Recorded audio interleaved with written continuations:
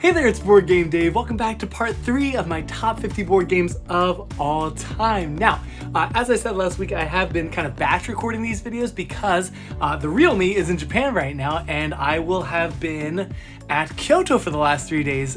Very historic, beautifully kind of conserved part of Japan near Fukuoka, where my family lives over there. So if I get a chance in Japan, I'll put some B-roll right here of Kyoto and what I was up to the last few days. But anyway, today we're talking about games number 30 all the way to 21 of my top 50 games of all time. Now, like I said before, I used Pub Meeple to rank these games, 142 of my favorite games, and a lot of these games, most of these games I don't own, but some of them I haven't played in many, many years. So I'll be using BGG to kind of source some pictures and images to show you as I talk about some of these games. Just so you know, again, my collection is not terribly big, and there's like 400 plus games that I've played, you know, since I started getting into board games. So a lot of them I'll be using BGG to kind of talk about. Wow, I got so hairy from that. Oh my gosh. Oh my gosh. All right, here we go. Let's start with number 30, Reavers of Midgard. Now, 2 weeks ago, I talked about Champions of Midgard, which was in my top 50 as well. This is the follow-up, and if I remember right, it's a little bit heavier. It's a little bit more of a Euro game than Champions was. That's at least my recollection. It's been a long time since I played it, probably 3 or 4 years since I played it last. It says here, in Champions of Midgard, your quest was to become Jarl. You battle back the trolls, blah, blah, blah. In Reavers, you'll be looking to gain glory by raiding nearby villages for their riches, sacking well-fortified castles, and battling both man and monster on the open seas. So, this board is way more intense and overwhelming than Champions is. There is a lot going on here. Each of these different zones has resources you can collect, or these Reavers that you can collect. Reavers are like champions, or they're like heroes or whatever. They've got special abilities. They can do several things for you. Let me take a look really quick. With your Reavers, you can, they can be your ship's leader, they can be used to rally more warriors, and they can also be used to help your crew specialize. So, lots of things you can do, lots of components, really lively, vibrant colors here, tons of dice you're using. It is like, you know, Champions of Midgard to the max. So, ships there, and different zones and such, but you're getting meat and horns and meat and food and all kinds of things. So yeah, same idea where you're rolling dice, gathering crew, trying to attack things and people and monsters and things. It's been so long since I played this. I might have only played it once or twice, like I said, but there you go. It looks amazing, and I love a good Viking theme. So this is one I would definitely want to play again, and it somehow made it all the way to number 30 in my list. Number 29 is another game I haven't played in ages. Probably 2019 was the last time I played this game. It's called the Artemis Project. So great theme right here. You are on Europa, the moon of Jupiter, one of the many moons, and you are trying to turn it into an inhabitable zone, I suppose, for human civilization. So you're beneath the crust, you're getting ocean, alien sea life, and then above the surface, you're doing all kinds of exploring and gaining resources and things. So that's your main board right here. Again, you've got the underwater zones and you've got the above water zones there. And I think this is a really interesting concept where it's like a dice replacement game where you are playing dice to kind of boot other dice off of those action spaces. But at the end of the day, it's basically a dice worker placement game. So it's been a long time. I remember still where I was when I played this for the first time, and maybe for the last time. So again, it's odd the way I was ranking these games, that these games that I haven't played or thought about in years, I think I just remember them being really, really good. And you know, when it was like this versus Newton, I was like, I guess I'd rather play this. So, you know, I don't know enough about the game to definitively say that it's, you know, deserves to be my 29th favorite game, but that's where Pub Meeple ranked it. So anyway, there's auction bidding, dice rolling, set collection, variable setup, worker placement with dice, different types of workers. I love it. And it does say somewhere in here, doesn't it? Yes, it's a dice displacement and engine building game. Really nice. And again, I love the theme of kind of, you know, gathering resources and building up in civilization, engine building. That is very cool. Plus it's in space, even though, you wouldn't know it necessarily from the cover. So anyway, that's the Artemis Project. I don't know if anybody's talking about this game nowadays, but I think it's a really good game. Number 28 is a more recent game. This is Carnegie, which just came out last year. In this game, you're going to become the most influential entrepreneur and benefactor of your era. And I do like, by the way, that part of the theme of the game is you get points for giving away money to various charities, which are at the top of the board up here. So I think it's kind of a cool little twist in these kind of games. Of course, in economic games, typically the point is to hoard all the wealth and get lots of points. So I like that they kind of took that aspect of Carnegie's life, that donation and philanthropist spirit. So anyway, you've got this very big board here, a map of the United States. You'll be kind of setting up your own little, it's not trade, but like a route all around America as you put these discs down and cover these different icons. And the player boards are absolutely fascinating. Let me show you these player boards. So we'll get back to that in a second. So here's these player boards, which is really interesting. So as you take different actions, whether it's gaining money or building or whatever it is, you're going to, I'm trying to remember how this works exactly, but you're activating these arms that come out of the board. So it's like a triple layer board. And as you upgrade each of these action things, you pull it out a little further, which gives you a stronger version of that action. Absolutely fascinating. I love that. And this game, as in many games on my top 50 list, it seems like, have this follow mechanism. So how does this work? I think each player picks which action they're going to do, and then everybody gets to do that same action in that order, something like that. And you would be able to see that here with these icons, and then the discs move. I think I played it once or twice, so I'm not super, an expert at this game by any means, but I do remember it being very satisfying, a very clever game. There's also this really extraordinarily unique idea where you've got these meeples on your board. Now, as you get new rooms, which are new abilities basically, to add to your office, you have to add them orthogonally adjacent. And then there's a really important part of the game where the meeples are moving, again, orthogonally from office space to office space to kind of power those different actions. So you need to mitigate or manage your meeples really well to get them where they need to be, and then activate those workers, which adds a really interesting spatial component to this game as well. So spatial element here, there's engine building here, there's map and route building. I mean, it's got a lot of stuff that I really like in a board game, so no surprise it ranked really high in my list, even though, again, I haven't played this game very often. It says we've got action retrieval, area movement, connections, and game bonuses, the follow mechanism, grid movement, income, movement points, network and route building, resource to move. It's got a solo mode, tech trees, progressive turn order. There is so much going on. And of course, there's that worker placement I like so much. So yeah, it's got a lot of good things I really, really like. I'll have to play this again sometime and see if it holds up after, a second or third play. Number 27 is a game called Grand Austria Hotel, co-designed by one of my favorite designers, Simone Luciani. So in this game, you're going to serve guests and prepare rooms to be the best hotelier in the Viennese modern age. Boring, I know, but it's actually very, very clever. Kind of a mid to heavyweight game, but the gameplay is actually very, very straightforward. In this game, you're going to be drafting dice from a common supply and then doing the actions corresponding to those dice. So at the beginning of each round, you roll, it's like 11 dice or something, and you dump them out, and then you put them in the corresponding columns. And then on your turn, you take all the dice from a column and do the action that many times, basically. So for example, you could go here and whatever the statue is, do that 4 times. Or a better example is over here for the 2s. You could take, I forget what red and black are. Black's coffee, red is a cake maybe. You could take up to 3 of those resources, but you have to take more or equal amounts of cake than coffee. It's a weird restriction, but that's the general gist of the game. Now, why are you getting these resources? Well, you've got these customers that are coming to your hotel and want to be, taken to the hotel room and get given a space. So each one's got some cubes that they would like, so you gotta find those cubes, give it to them, and then some of them have these like passive or ongoing or one-time effects that'll kind of help you out with the hotel. So there's that going on, getting clients into the rooms, and then of course, as all good Euro games do, they have this kind of column completion and row completion and adjacency thing going on, so there's that as well. I think there's end of round like scoring things that happen too, but it's a really cute game. It's not terribly complex. It might be weighted a little bit higher than it needs to be, but yeah, I remember really enjoying it. And then they came out with this solo expansion called Let's Waltz, which was in my want to buy for a little bit. I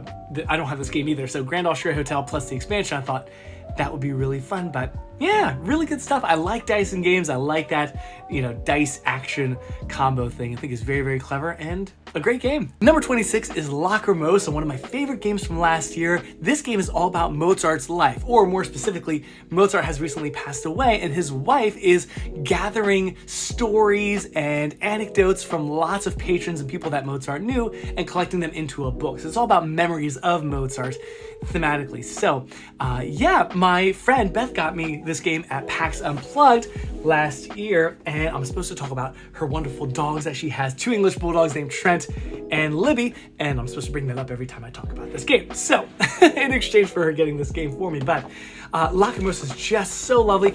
So I'm a classical musician. If you didn't know, I play piano and violin and viola and guitar and other instruments too, but I grew up studying classical music pretty, intensively. And so this game is perfect for someone like me who's studying Mozart a lot and teaches music, by the way. So in 6th grade, we do a music history unit and we talk all about Mozart. So this is lovely to have a board game that kind of corresponds with something that I know a lot about. Sorry about that, my other camera wasn't on, but now we're okay. So here is this massive board. You've got this map of kind of Western Europe, and you're gonna be traveling from Frankfurt to Munich to Salzburg to Paris, and traveling all around and kind of collecting city tiles like so. You've got the Requiem down here. Of course, there's 5 movements, I suppose.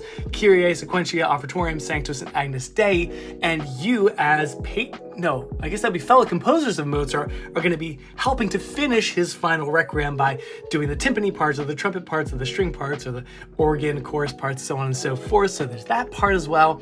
There's that, there's the map, and then up at the top there's this wonderful card market where you're going to be gaining cards, either pieces of music that Mozart wrote, so compositions, and or memories of Mozart, which are the cards you're going to use to take actions in this game, which I can show you like so. Would that be these? These are player cards. So you start with 9 cards and each one has a different action on it, like working on the Requiem or making a new memory or writing a piece of that would be writing a composition, and then this is performing or selling a piece. So you've got those different cards, and then in the card market, each round of the game, each phase, there's 5 different phases, is going to have their own cards, and they get stronger and stronger and more lucrative as thematically Mozart's music is getting more prestigious and advanced and good. So anyways, so yeah, in round 1, you're going to have compositions that you can sell for 1 income and 2 points, right? Or perform it for 4 coins. But then by the 5th era, you've got pieces you can perform for 10 coins or sell for 4 points and 3 income, so on and so forth. And then you've also got these memory cards like this, which replace the basic starting cards that you had, and you'll see obviously that this card lets you travel and write a piece of music, so that's a lot better than your starting cards. So that's the idea. If you don't play your card to take the actions like this, right, you can take the action up here, you can also tuck it under your board, and then during the income phase at the end of the round, you'll get what's down here. So it's got this great multi-use card thing going on. Let me show you a player board. Excuse me, because I think this is so interesting. So if I'm the green player, I've got this board right here, right? And I've got my starting cards like I was showing you a second ago, and I could either, so here's my green cards, okay? I could either tuck this card here, right? I can travel like so, right? And or I can tuck a card down here at the bottom. Now each turn you're gonna do both of those. So you're gonna take the action and set yourself up with whatever income thing you're gonna do that round. So I love that. I think the whole card selection thing is very, very interesting. It's kind of like Rococo in that way. And you have to really manage your hand because each time you play cards, you're only gonna have 2 cards. So I love that. There's an income phase, like I said. There's an area majority thing going on as well in that Requiem. Each movement at the end of the game is gonna score people points based on how much they contributed to it. So there's a lot going on. By the way, I actually did a sort of a review for this over on Quack & Co's channel. So I don't think a lot of people saw it because it was it's on their Quack & Co channel, and it was pitched as like a Pinch Pots review. It's kind of strange, but you can check that out up here if you want to go watch that review if you'd like to know more about Lukrembo. I did do basically a full review over there, just so you know. Number 25 is Coloma, designed by Johnny Pack. Now, I'm a big Johnny Pack fan. I talked about Merchant's Cove a few weeks ago. Of course, he helped with the Endless Winter as well, but this is just him working on this game, which is all about being in the Wild West, in the frontier in 1848.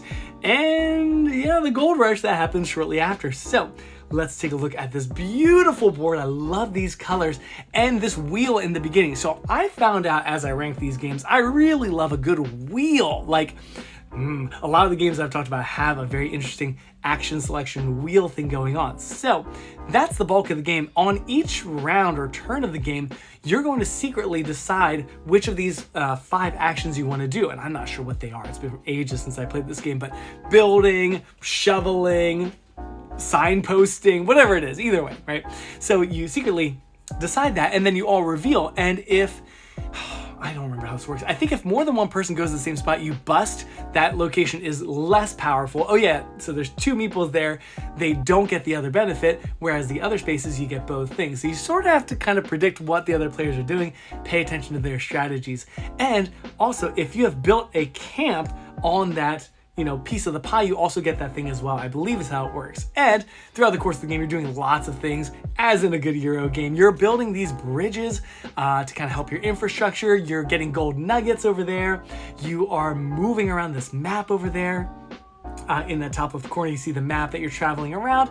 And then at the end of each round, I believe there's this shootout with these bandits. So you need to make sure that you're sort of helping to defeat the bandits, because that's a big way you're going to get points and avoid some sort of penalty, I'm sure. So that's Coloma. It's been a long time since I played it. It came out in 2019. I probably played it around then, maybe in 2020, but that's the idea. So yeah, it's got a lot of really cool things going on in it. Endgame bonuses, hand management, the rondelle, simultaneous action selection, and it's soloable. That's awesome. Plus worker placement. So yeah, don't know a ton about Coloma off the top of my head, but I really enjoyed it, and it plays up to 6 players, which is fantastic. I'll have to give that a try very, very soon. Number 24 is actually a game I've been playing a lot lately. It's Woodcraft, co-designed by Vladimir Suchi. Now, we already talked about those wheels that I like so much. Woodcraft uses this wheel in a super clever way. So in this game, you are these kind of forest nymphs or something, and you're doing all kinds of building and crafting and making furnitures and toys and instruments and things like that, right? So everyone's got their own player board, their little workshop where they hire assistants and get wood. Now, in this game, the dice are the wood, and there's a really neat mechanism where you can plant wood, which gives you more wood. So the dice that you plant down here, they grow, they go up 1 pip each turn, but also you can like split the wood, like you can turn that 5 into a 2 or a 3, or a 1 or a 4. You can also use glue down here to glue pieces together. It's very curious and thematic in that way. I think I remember Tom Vassell saying it was like super thematic, which I don't know about super thematic. It's still fairly abstract, but still. Yeah, he thought so. Anyway, so let's take a look at this wheel. Yeah, this is just so clever. So on this wheel, oh my gosh, I'm either not zoomed in enough or I'm zoomed way, way, way too far in. Oh my gosh. Anyway, so on this wheel, your turn is basically going to be choosing one slice of this wheel. So maybe I do this one to buy some pieces of lumber, or maybe I do this one to get new contracts that I'm going to commit to, right? But when you do that, basically, you take it from whatever quadrant it's in and move it up to the next quadrant. And eventually, once all the pieces from that quadrant have moved, this entire dial thing rotates. So the way it works is the pieces that are left behind get the really nice benefits, right? They've got their own quadrant bonuses plus whatever's printed on the edge there. So it's really curious. And again, I think that's why I like these wheels so much, because it does that really satisfying thing where, yeah, you can take the turn, you can take the action that everyone wants to take, but then you're not going to get the really cool benefits. If you're the only one that's like going for the certain strategy, you get lots of extra benefits. Sort of the same idea as Boomtown, actually, or not Boomtown, Coloma, similar to what we were just talking about. So anyway, so that's the basic gist. You choose an action, you do what's on the tile. It is fairly complex. There's so much more to it than that. You've got this income phase, you've got these tools up here. You're going to be activating different workers. The contracts have a really interesting thing where there's a timer mechanism where the quicker you resolve or complete the contracts, the better. You can get penalized if you don't. Yeah, the first time I played it was really overwhelming. The second and third time I played, I had a better grasp of it. And now I feel like I'm at the point where I feel confident enough I could enjoy the game instead of just like, stressing about understanding all the rules and nuances. It's a 3.83 out of 5. So fairly heavy game, but I really, really like it. It's gone very high up in my top 50 ranking, obviously. Number 23 is Tricarion, specifically the collector's edition, which came out in 2019. This is I've got to think the heaviest game in my top 50 list. It's 4.54 out of 5, extremely heavy, designed by Richard Amon and Victor Peter. It is quite a doozy of a game. Now, this was actually given to me by Jesse over at Quackalope Games. You may remember that I spent a few days with him over there in Ohio, and he let me take this home, totally brand new in shrink, which, I mean, come on, that's absolutely insane. Let's take a look at this massive box very, very quickly. There's obviously a lot to say about Trickerion with it being such an extraordinarily heavy game, but I will just kind of breeze through the game. So the general theme of this game is you are a magician in Victorian England, I suppose, and you are going to be learning these tricks. It even gives every player a workbook of all the tricks available in the game. So your job is going to be to collect the resources, the parts, pieces that you need for the magic act. You're going to practice it, you're going to stage it on stage, and then you're going to perform it on the weekends to try to get money and fame, and the player with the most fame, reputation at the end of the game wins. But there's so much more to the game than just that. Let me just show you the player board and then the general board. So each player has a board like this. You've got your own workshop where you can kind of practice your tricks and things like that. You're going to have people that you hire here, and then the cards that you play. Now this also has that, what would it be, action programming, simultaneous selection thing going on, which is really curious, and I do like that in games. So at the beginning of each turn, basically, each phase, each round, you and all the other players are going to decide which of your apprentices, assistants, people are going to go to which locations. Okay, so you're going to do that secretly, and then you do this simultaneous reveal all together. So let me show you this really quick. And then, oh my gosh, in turn order, you place one of your workers at a time out onto the board. So it's a worker placement game at the end of the day, right? You can go downtown. That's where you're going to hire new people, apprentices and such, and learn new tricks. Down here at the market, that's where you're going to get new parts and contraptions for your trick. That whole market row is very, very tricky. You can order parts for next week, basically, which can really screw other people up.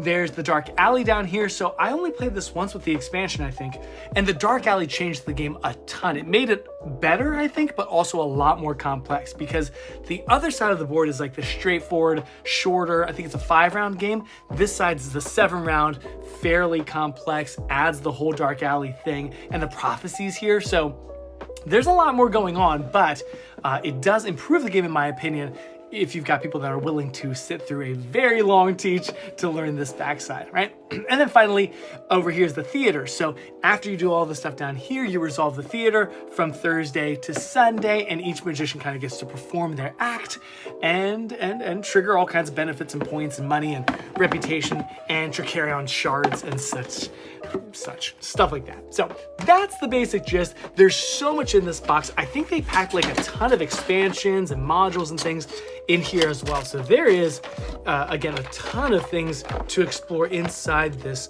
box, but I'm not going to do that right now. Of course, this is not a Trickerion review.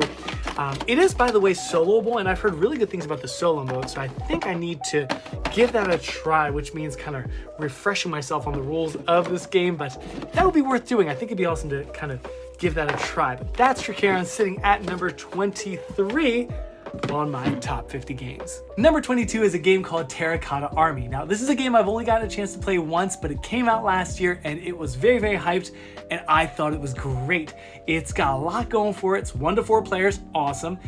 Weight 3.3 out of 5, sitting at a really nice spot there.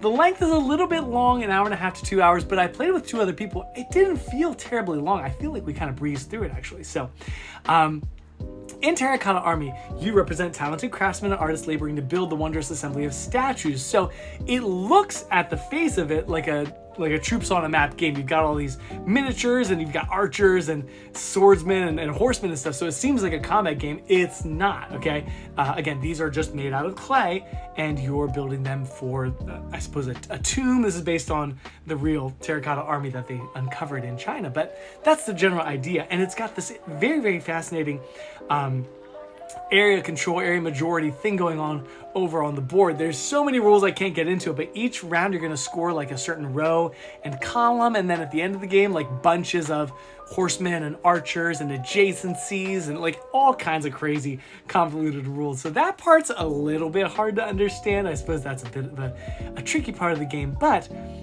the core of the game revolves around this wheel. Again, guys, I don't know what it is about me and wheels, but I love it.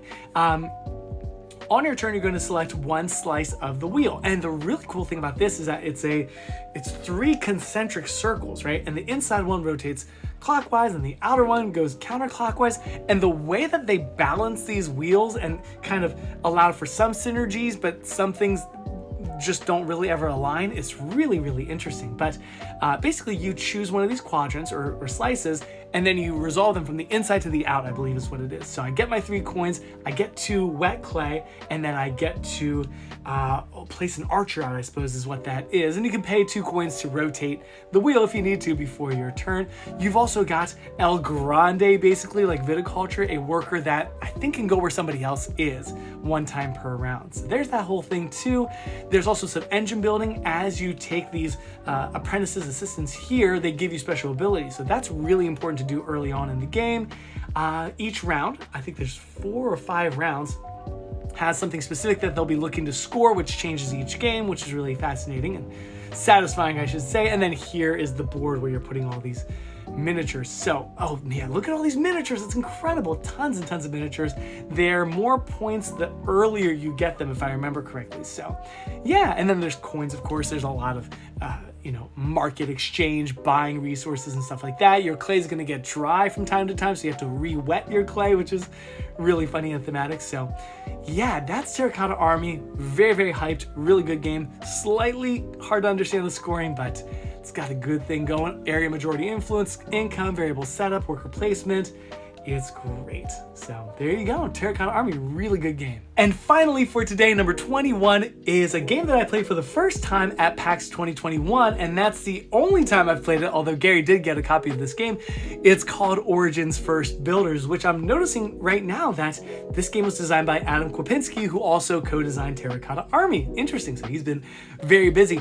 This is a game from Board and Dice, and when I talked about this game in my PAX video a long time ago, I mentioned that it's got a lot of similarities to Teotihuacan, which I like, but also I don't think I could justify having both games in my collection because I think Teotihuacan does a lot of things similarly, but I also said that about Heaven and Ale and Riverboat, and I don't know if I agree on that anymore. So there are certainly lots of differences. Let's take a look really quick. So you've got the same idea as most board and dice games where you've got these dice and you're kind of assigning them out onto the board. Now, the dice are not corresponding to players though. The bases are the player pieces. So for example, like if I'm the blue player, that's my blue 3, but also that's also my yellow 4, so on and so forth. You get the idea.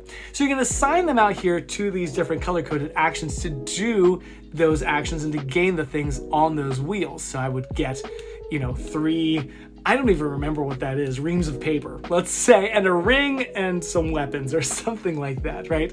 So you get those things. Oh, I know what the ring is. The ring is this like Coliseum thing. Oh, this Zoom thing. I apologize profusely for my terrible lack of computer using skills. People like painting these dials, by the way, which is very, very cool. Oh, each time you go there, by the way, they increase in value, I believe, which is kind of like Teotihuacan does the same thing. The dice ascend eventually when they hit 6. So again, another similarity there, but I wanted to show you that stadium there, this thing. So you want to rotate around because you get benefits as you do that. And then there's like a warfare track as well, I think.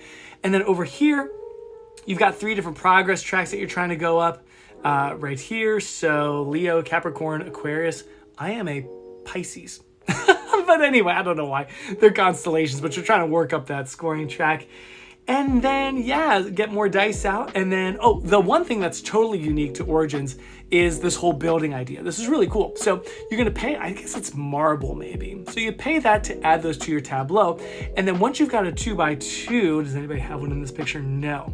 You want to complete your city. And that means putting a diamond right in the center of your city. Let me see if I can show you that. Maybe, a die right here in the middle. And then that, excuse me, I think the value of that die is multiplied by the height of your tallest tower or something like that. You're going to put these discs and make a high tower, and that's where a bulk of the points come from. So you want to make sure you don't ignore that. So anyways, it's been a long time since I played Origins First Builders, but I remember really liking it. And if it's from Board and Dice, I mean, they don't miss. I'm going to like the games. I mean, they've got Teotihuacan, Tekenu, Talidum, Trismegistus, so on and so forth. A lot of these, T games, but and I haven't played many of them, but they all seem very fascinating to me. So anyway, that's Origins First Builders. And there it is. That was part 3 of my top 50 games of all time. Of course, stay tuned next week for part 4, where I'll go over games number 20 to number 11. Some really great games on that list. I cannot wait to talk all about those games next week. Make sure you're subscribed if you're not already, so you don't miss that next week.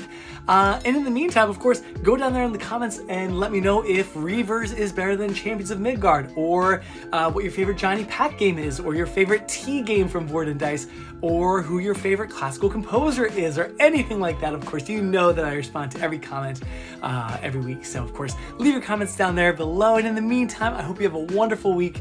Take care and happy gaming. By the way, I'll be back in the United States for next week's video. Just so you know, I'll be back from Japan, I think Saturday of this week. So I'll be back soon. And again, have a great week. Take care. I'll see ya. Bye.